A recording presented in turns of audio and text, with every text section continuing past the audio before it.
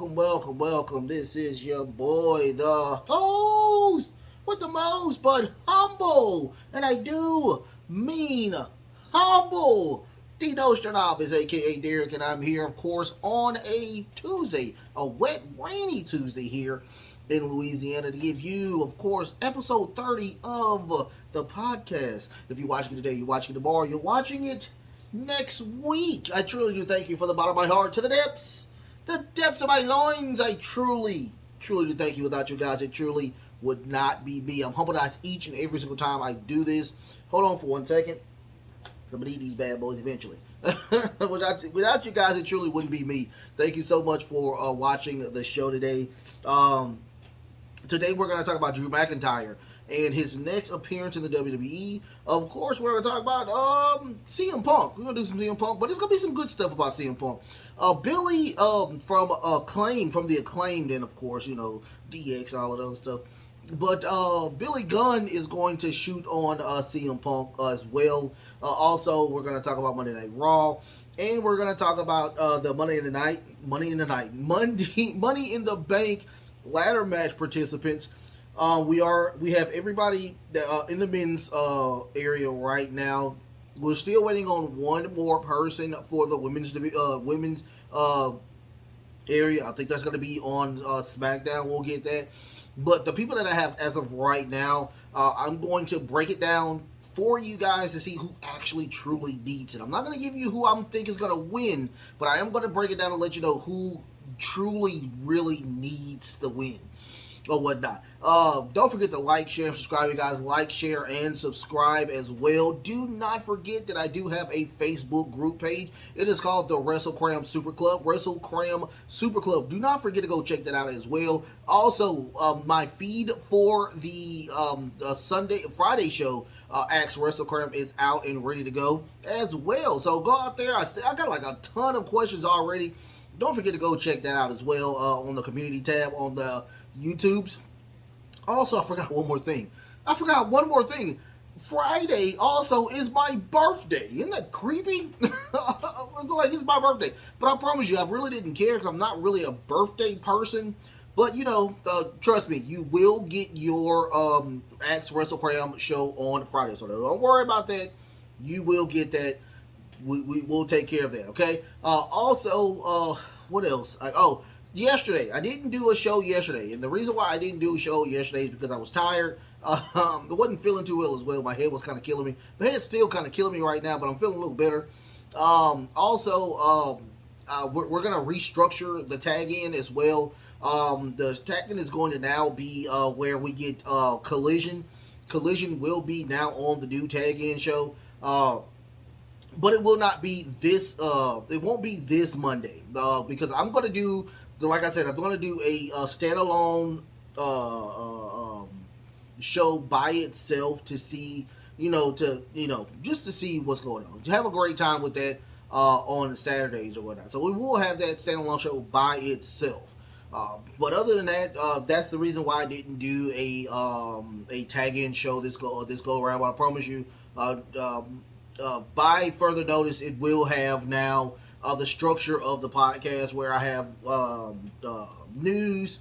Then after the news, I'll do like the Collision show, and then I'll do my 2 cents, things like that. Don't forget to once again to like, share, and subscribe. Like, share, and subscribe. Let's talk about Drew McIntyre and its next WWE appearance. This is from WrestleTalk.com. Do not forget to go check out WrestleTalk.com. Also, don't forget that they have a YouTube channel and they have a Facebook page as well. So go over there and support Wrestle Talk.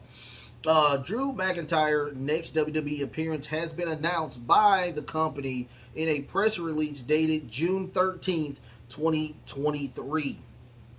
While Seth Rollins may see Drew McIntyre as a dream opponent for the WWE World Heavyweight Championship, the Scottish superstar hasn't wrestled in a WWE ring since WrestleMania 39.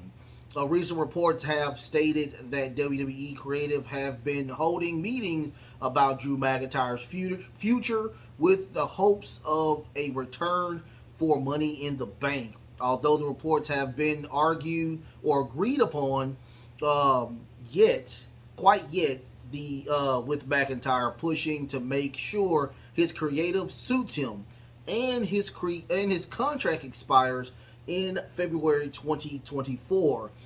In a recent WWE press release, his next appearance on behalf of the WWE has been confirmed via PW Insider. This is PW Insider reporting that June 13th, 2023, WWE Today announced that the WWE superstar and Special Olympics global ambassador Drew McIntyre will attend the Special Olympics in the world's largest inclusive sports event, including thousands of athletes with disabilities, taking place in Berlin this month.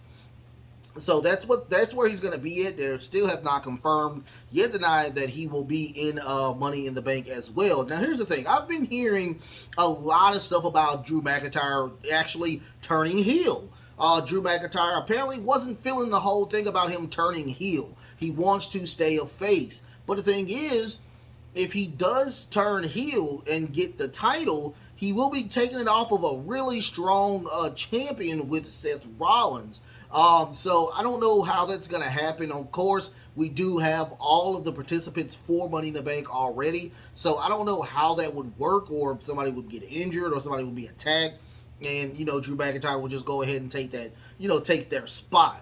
So I don't know how that would happen. I do see that he is part of the Special Olympics and will be in Berlin, Germany for that foreseeable time frame. Great thing. You can't be mad at that situation. I mean, he does have obligations that he does have to still do with the WWE other than wrestle. So, I mean, that's cool with that situation. It's just that now we have been hearing these rumblings, these rumors that he's just not feeling the creative as of right now. I hate to sound like that, but once again, there is a little sleuth, a little thing where CM Punk was talking about that he didn't want to turn heel because he wanted his merch was just selling through the roof at one time. And he knows, and everybody knows that, if you turn heel, your merch kind of goes down a little bit. And I think Drew is in that same boat where he's like, I don't want that to happen to me. And on top of that, I've been a face most of the time. I kind of don't want to be a heel.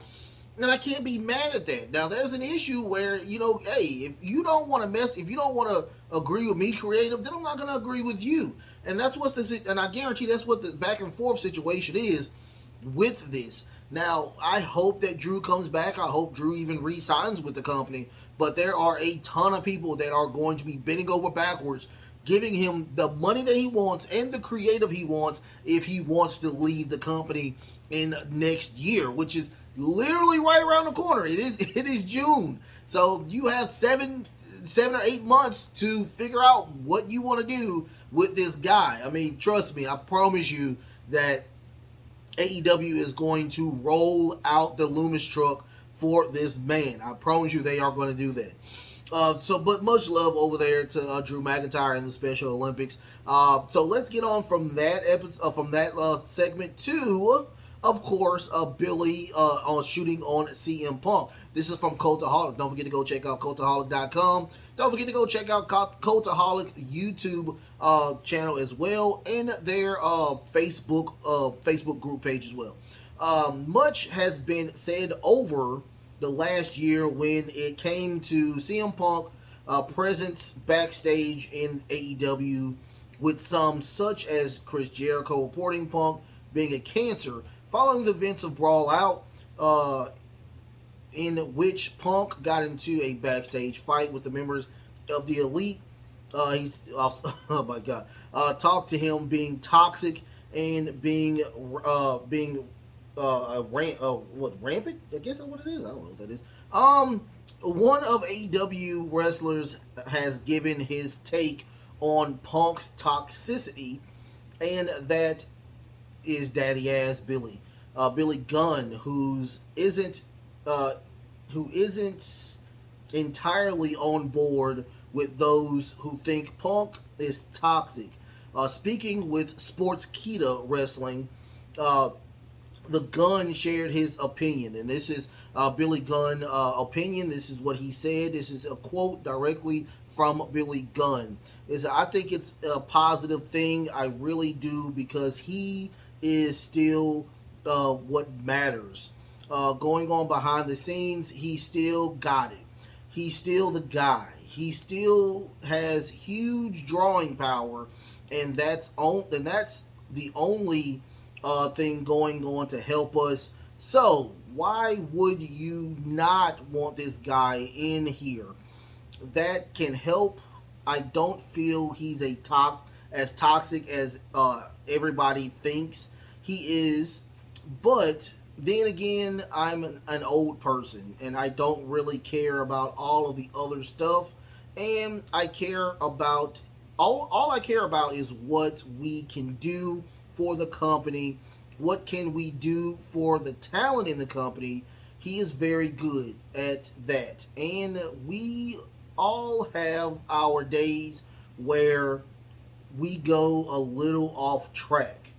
I can't speak for anybody what happened with that situation, because everything I heard is hearsay, and I don't speak on hearsay because I'm not a gossiper.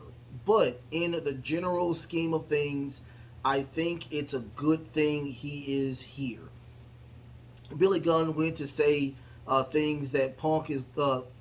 Billy Gunn went on to say that Punk is going to help those on the roster, especially when it comes to the Collision show, and that he is optimistic about the future of AEW.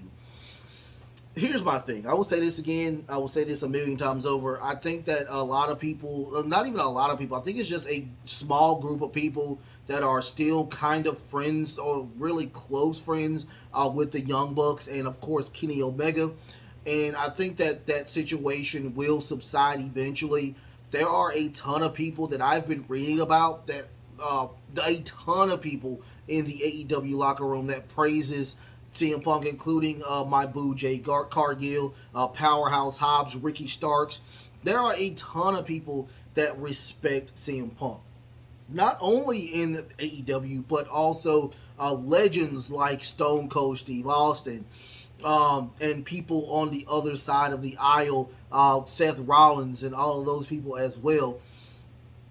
So, I mean, I don't understand. I mean, yeah, he probably has a reputation to where he is like, hey, I am not going to do this. You can't tell me I'm going to do this. And if I am going to do this, you're going to pay me a lot of money. So, I mean, I understand that. I mean, once again, I mean, your health is number one and getting your money is number two. So I truly cannot be mad at what CM Punk does. Remember, this is sports.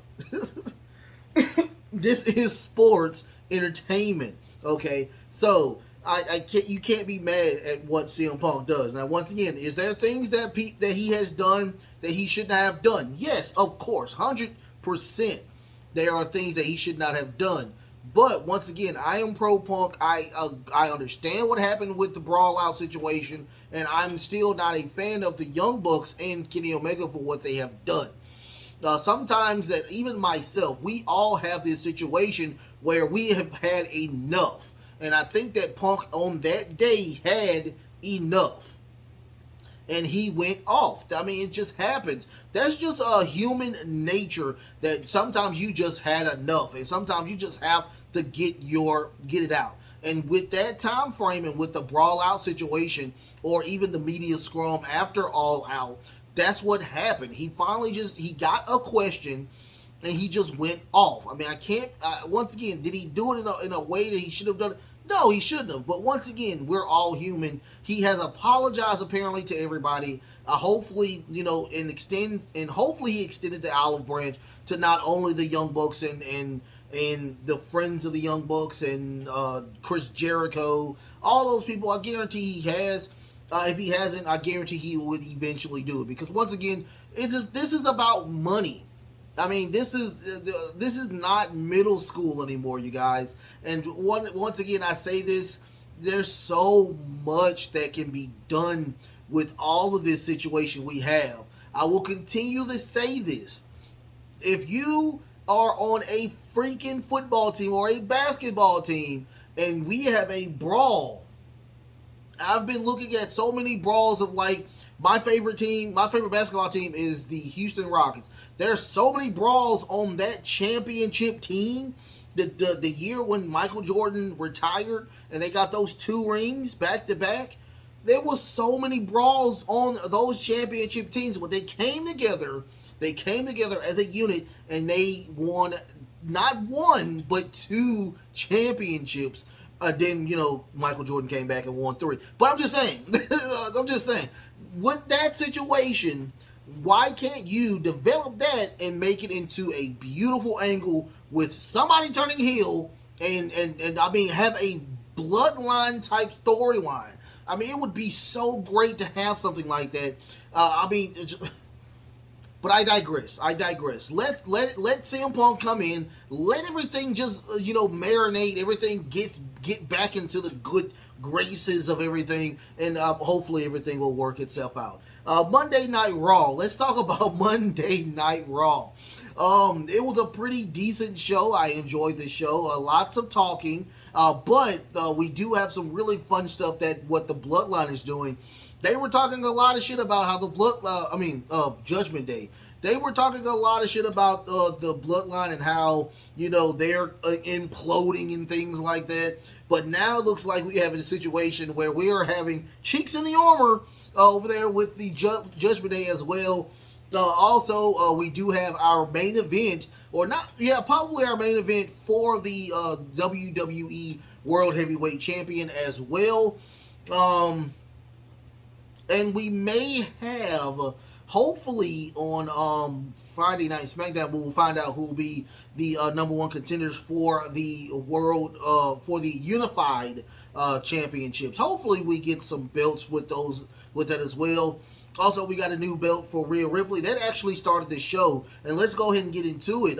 Rhea Ripley opens the show with the brand new Women's World Championship title. Dominic Mysterio runs in and says, y'all now have to give her the respect that she truly deserves.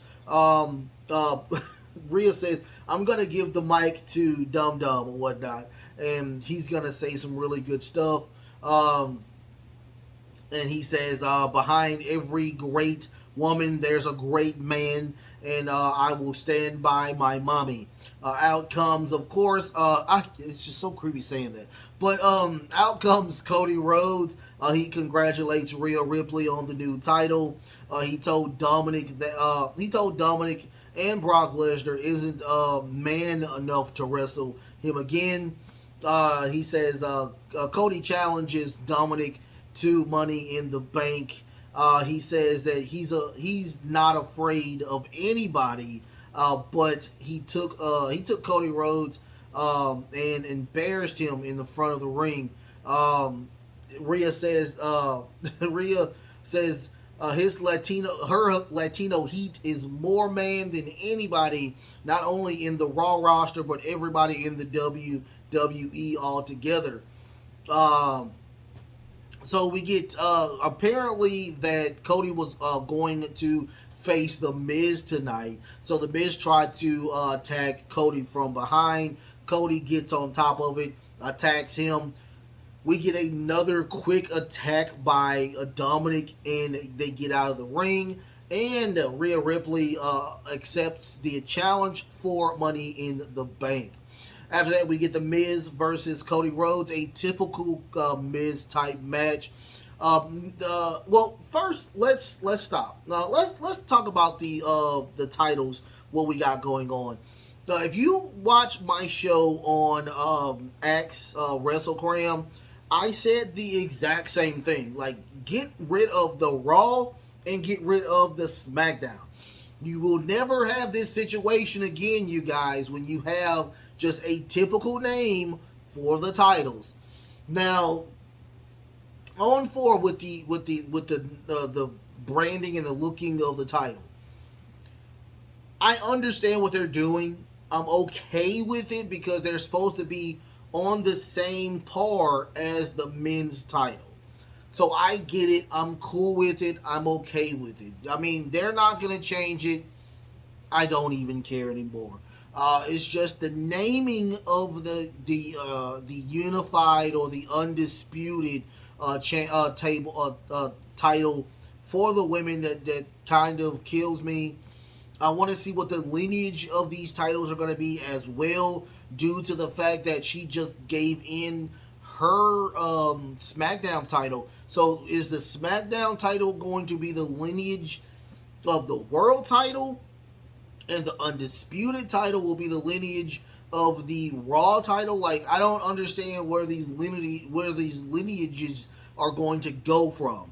So that will be the very interesting thing. I want to dig a little bit more into that situation. But it's a gorgeous belt. It's the same belt as Seth Rollins. It just feels like it looks like it's very, very hollow. It does. It just feels. It looks hollow when they pick it up. It's like Easter when you get those bunnies, and I hated the bunnies that were hollow. That's what it feels like. It looks like it. So I don't know. I mean, I would love to buy that belt. It's a very gorgeous belt. Don't get me wrong. To me, it's way prettier than Roman Reigns' mustard stained belt. It is. So we'll see. We'll see. I'm okay with the belt. Because I know people are gonna ask me, "What about the belt, dear? What about the belt?" It's a good belt. Okay, it's a good belt. So after that, we get we get we get the Miz versus Cody Rhodes. Very typical belt. Very typical bout or whatnot. Very typical match. But the Miz did a very, very, very devastating DDT onto Cody Rhodes, juicing him on the top of his back of his head. I don't think he knew he had it until people started telling him about it, when he actually won with a crossroads and he was going and giving handshakes and stuff to the fans. Until I think somebody said, "Hey, you need to stop doing that because you're bleeding." That's what I'm thinking would happen, because he stopped doing that after he signed the belt trainer or the weight trainer that he gave little Scotty over there. I don't know his name, but he gave that belt to him, and I think he's like, "Yo, stop touching people because you got blood on you." That's what I think would happen. After that, we get Sami Zayn and Kevin Owens showing love to Becky Lynch in the back. They run against Alpha Academy. They see where Maxine Dupree is learning how to do basic wrestling moves. Maxine Dupree is so fucking gorgeous. After that, we get a Becky Lynch versus Chelsea Green match. But before the match, she did a promo where she's saying that Money in the Bank has done. That's the only thing she has not done in the WWE. She has done everything else but win Money in the Bank. And she also says that that briefcase does a lot. It puts a lot of fear in the women or the men's hearts when you have that briefcase. Out comes Zoe Stark. She says that she has a lot of accomplishments in her under her belt, but the one that you will not get will be the one that I win, was Zoe Stark's in Money in the Bank. She also, Becky tells her, "Dude, you are built like a pit bull. You have so much potential, but you lack personality." So Zoe's like, "Are you serious? Have you looked in the mirror?" She's like, "Dude, the only thing that people will like you for is you got your face cracked open, and that shot you to a stardom where nobody else could even get to as of right now." So she's like, "Dude, you want your face cracked over again? I can most definitely do that. I can most definitely oblige or whatnot." So she was like, so she was like, if you want to come down, be popular, whatnot, get your face breaked out, I can do that right now. But out comes Chelsea Green. She says she's very upset with the situation because she was the one who was supposed to beat Becky and get her spot at the Money in the Bank, but that did not happen. And I'm going to prove you that I can beat Becky Lynch. Unfortunately, that did not happen. She didn't win with a manhandle slam this go around. She did win with a disarmor. That was the end of that. We had Zoe on top of one of the ladders, looking on from the ramp as well. After that, we get a Seth freaking Rollins versus Damian Priest, the main event from last Monday. Don't forget, you can go check that out over there on that Tuesday episode of the podcast as well. You can check that out. I did a pretty decent match on that. After that, we get a Judgment Day promo. Everybody's chatting and having a great time, except Finn Balor. Finn Balor's really in his mind, he's just really zoned out. He's really upset about the situation. And Damian Priest was like, I am going to defeat Matt Riddle and be a qualifier for the Money in the Bank. But I'm going to do it alone. I don't need anybody in there to help me do this. And pretty much he did do that. He did a great job. Really fun match with Matt Riddle. He won actually not with the South of Heaven. He actually won with his very first finisher, which was the Razor's Edge. I really enjoyed his Razor's Edge. He has to me, I really like Damian Priest. I really do. I think he is one of the guys who is just one of those generational talents if we get him there.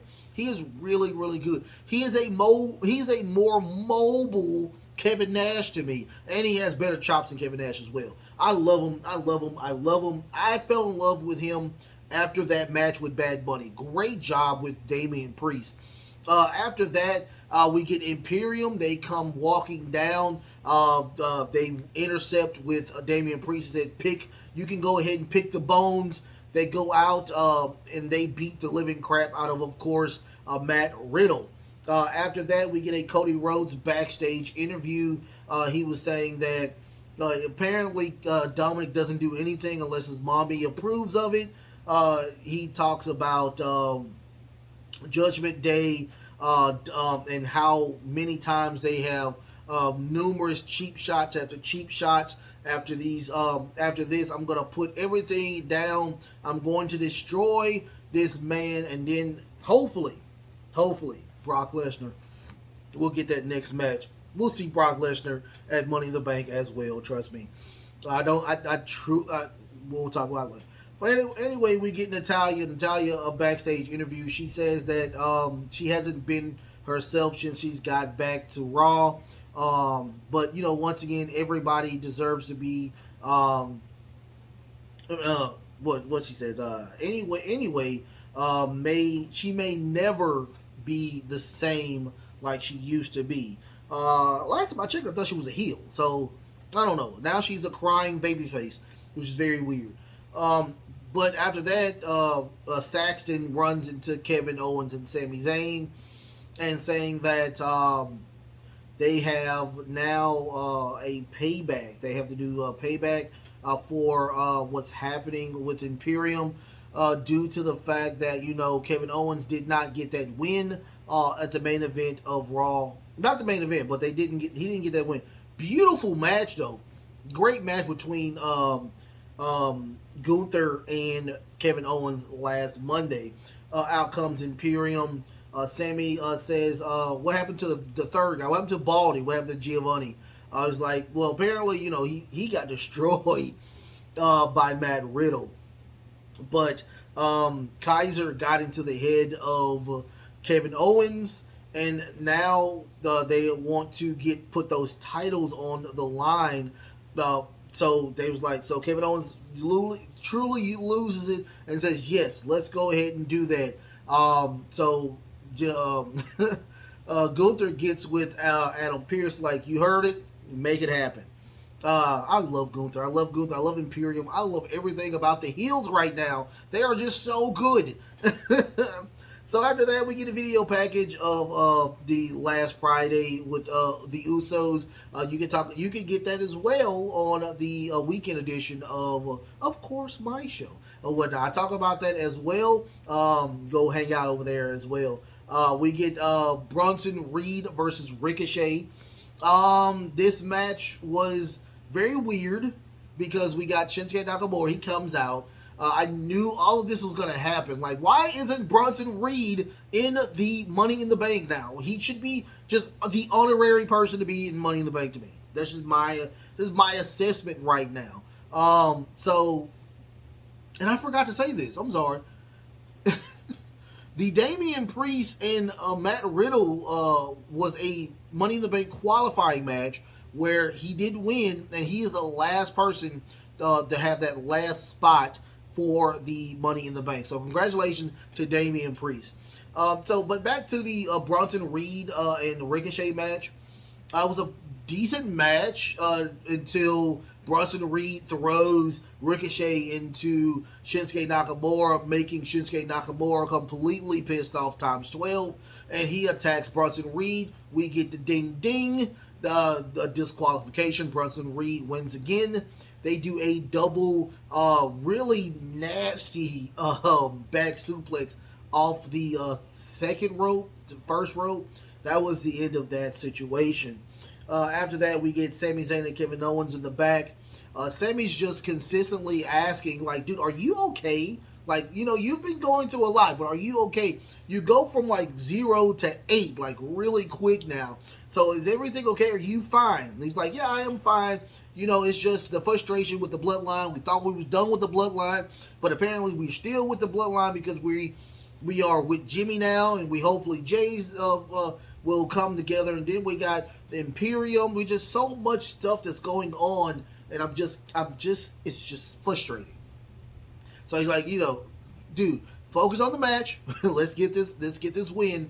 Do you want some water? He's like, go get some water. So that was the situation. But I'm really starting to like the situation with Kevin Owens imploding and becoming crazy. Hopefully we get the situation where they don't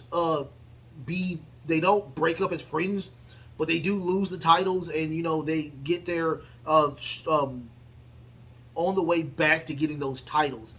I think they are gonna, but it's gonna be a very interesting match. I want to see who wins on SmackDown this Friday to see what happens with that situation.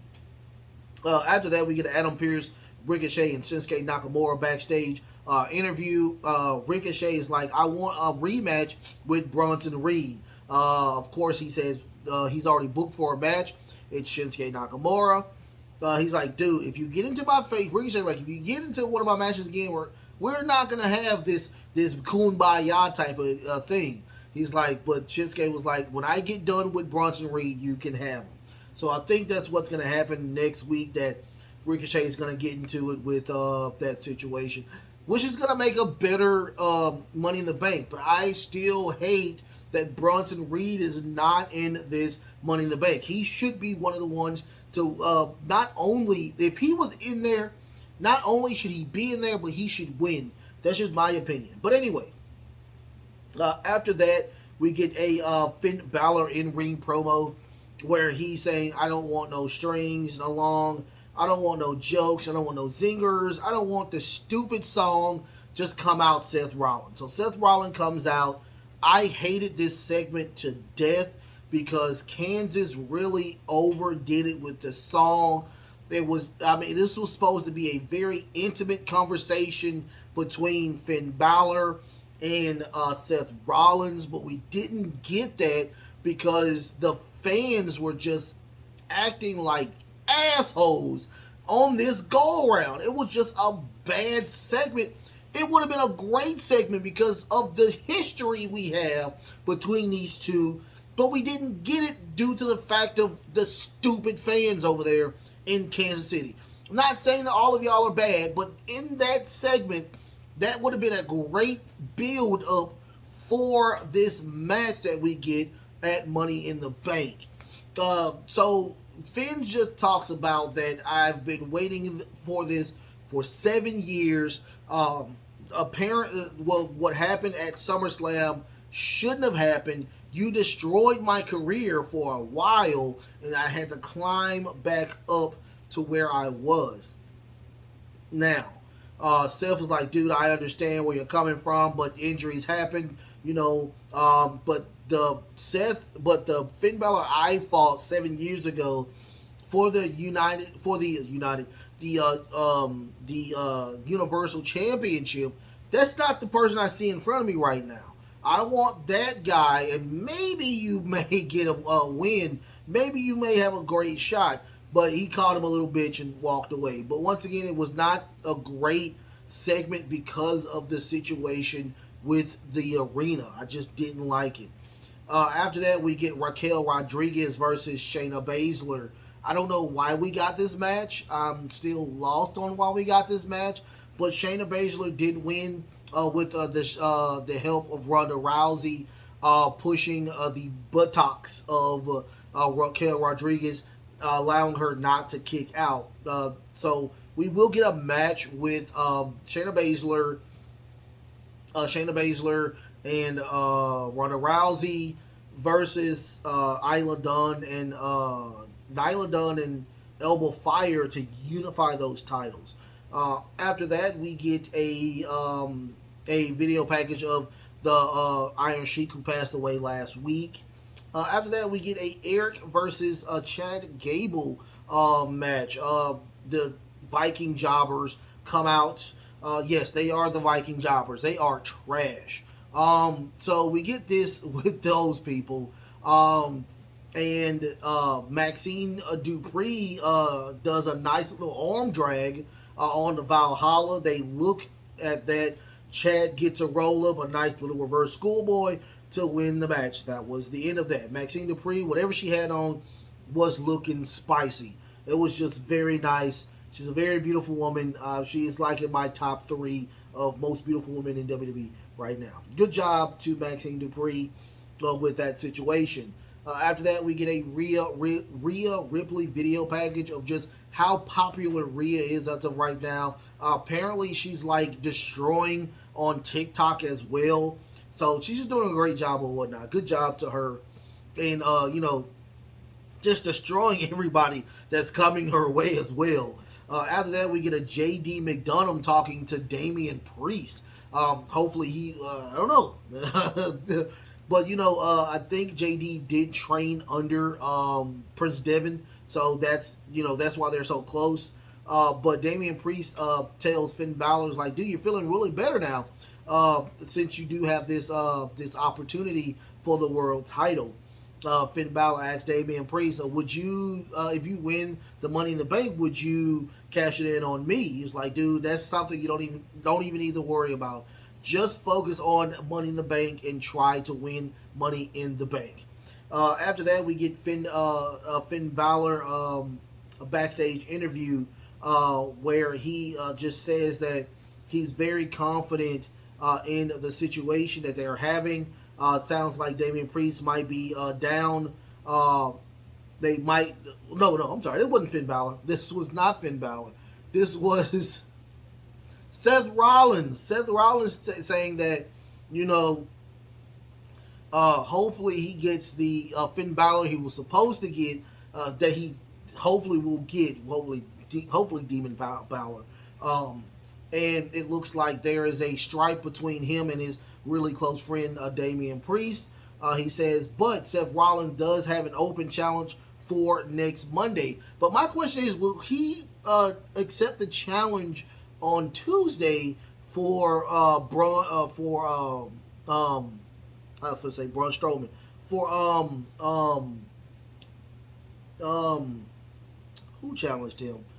Braun Breaker. So we'll see what happens with that situation. After that, we get the Kevin Owens and Sami Zayn versus Imperium for the WWE Undisputed Heavyweight Tag Champions. Really fun match, great match as a matter of fact. Lots of fun with this match. Lots of Sami Zayn being attacked. Eventually getting the tag to Kevin Owens. I will tell anybody, this was the best match of the night. Go check it out. I cannot do this match justice. But at the very end, we do get a very beat up, bruised Matt Riddle coming out of the with officials coming in to try to help him. We get a Bigfoot by your boy Gunther, but Kevin Owens delivers a beautiful DDT off the steps eliminating him completely from the match altogether, giving Sami Zayn a win with the Blue Thunder Bomb. Wow. Onto Ludwig Kaiser to win and retain the titles. Great match, really fun match. I enjoyed it, times 12. Matt Riddle is starting to get back into my graces, my good graces. We'll see what happens with that. I'm still not a huge fan of Matt Riddle, but the storyline with him and Gunther, we will see what happens with that. I guarantee that match will be placed on the Money in the Bank, since he is not a part of Money in the Bank. So once again, the new title that Rhea has is really fun. I can't wait to see what happens with this tag match in 2 weeks to unify these titles. Hopefully get better titles, better looking titles than these titles we have as of right now. What more can I say? I mean, Gunther is still looking good. Apparently he did beat the Honky Tonk Man's record. I think he did. They did kind of throw something in there like congratulations that he has beat the Honky Tonk Man's record finally. But other than that, I mean, I thought it was a really fun show. Really fun show. They were going against the NBA Finals, so I guarantee the ratings wasn't that big. Congratulations, of course, to the Denver Nuggets as well for winning their very first NBA championship. Also, Joker, man, that dude is a dog. When I tell you, he is one of the baddest men in the NBA as of right now, and all I can do is give him his due respect. I know this is a wrestling show, but I am a sports person as well. And he got the MVP as well. He got the MVP of the finals, MVP finals. He should have got MVP of the league as well. That's just my opinion. He should have got the MVP of the league as well. But, digress. Let's talk about my 2 cents segment. Let's talk about, of course, the Money in the Bank. We're going to go with the women's division as of right now. And the way it is looking, all right? The way it's looking, the way I want to see it is that I don't even know who the match is going to be with the women's division, but I would love to see right now. I would love to see Lacey Evans in that go around because of the storyline with the Twitter and Sergeant Slaughter's daughter upset with the situation. So I would love to see her back in there. Hopefully they have like a battle royale, a last tournament type of thing, last go thing, and she's in there and she wins and she takes it and she wins it. Okay, I want her to win it. She deserves it now. She's been with the company for a while. She has not been champion yet, ever. So I would love her to see what we can do with her or whatnot. But what I have as of right now, I have Io Sky, I have Bayley, I have Zoe Starks, I have Selena Vega, and I have Becky Lynch. Okay, so with these 5 people I have as of right now, let's go with Io Sky. Now, my thing is, who truly needs this briefcase? Now, they did talk about it. They did say that 100% of the time, whoever gets that briefcase will automatically win. They have not been a person who has went for that title and went for the briefcase and lost it. So my question is, Io Sky, does she really need it? My thing is, it looks like Damage Control truly is done. They're in it's no purpose of them trying to make this a group where it is going to be just really, really good. Io Sky is hinting that she is just really ready to go. It is done. I love Io Sky. I think that she's one of the participants that truly kind of need it. As of right now, she's on the top of the group that really needs it. Bayley, no, she doesn't need it. She doesn't need. I mean, she's won a battle royale. She won a battle royale, so she doesn't need it. I think she's above that type of briefcase. I would truly not want that to happen. Zoe Starks, I think still needs a little bit of time. She needs a little bit of time. I don't want her to have that. She doesn't need it. She needs more mic skills as of right now. Becky Lynch was very right when she said she doesn't have a personality. We don't know who Zoe is right now, so we need to let her kind of let that character go in. Let Trish Stratus just engulf her and have a great time just being a jerk. I would love that. Selena Vega, absolutely not. I don't think she deserves it right now. She needs more reps inside of the ring altogether. I mean, if we give her the belt right now, even though I love Selena Vega, we will have another Liv Morgan on our hands. And that is an absolute no-go for me. I'm sorry, no disrespect to even Liv Morgan when she was champion. But right now, Selena Vega needs more reps in the ring and helping form that LWO way better than what's going on as of right now. Becky Lynch, absolutely not. She does not need that. Once again, she is in the Bayley type of situation where she is above title, she's above gimmicks, she's above everything. She does a great job just doing her. So, absolutely no. So if I had to choose, it would probably be either Io Sky or Io Sky, Selena Vega, Io Sky, Selena Vega, Zoe Stark. Those three would probably need it, but once again, my number one pick would be that if they put Lacey Evans in this, please give her the absolute win for that situation.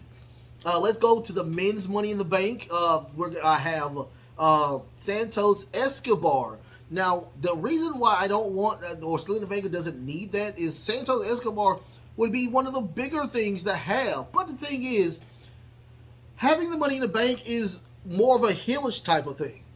So Santos Escobar is no longer a heel. He's a face. And I'm not a huge fan of him having that just to be a face. So, sorry.